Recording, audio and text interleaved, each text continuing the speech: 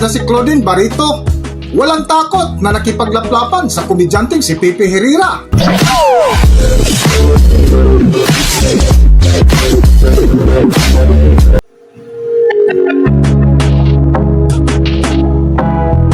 Welcome back to Philippine Celebrity Broadcast. Trending at viral ngayon sa mundo ng showbiz ang isang event na kung saan walang takot na nakipaglaplapan ang aktris na si Claudine Barreto sa komedyanteng si Pepe Herrera. Naganap nga ang nag-viral na halikan ni na Claudine at Pepe Herrera sa isang premiere red carpet screening sa The Reunion ng Home Along the Riles, na bago nga ang naganap na halikan ay nakangiti si Claudine Barreto na nakipagkwentuhan sa mga kasama.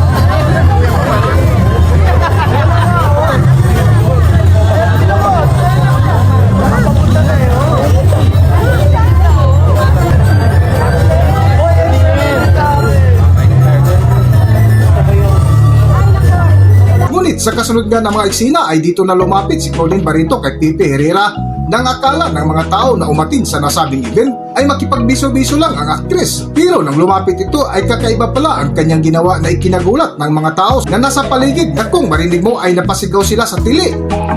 Para sa buong kwento, narito ating panoorin ang video. Narito ang video. Baby boy. Ayan mo naman baby boy. Baby boy.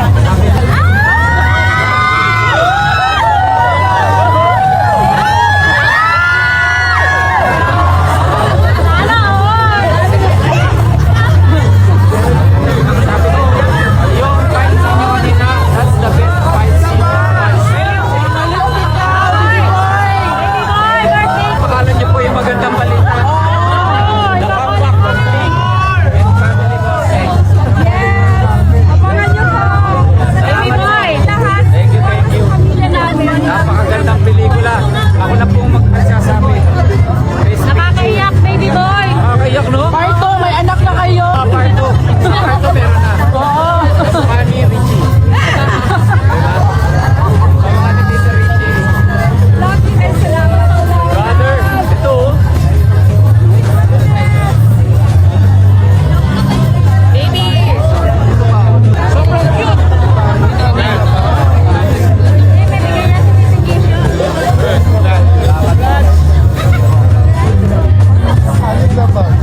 bigay na certification. May bigay certification sa likod.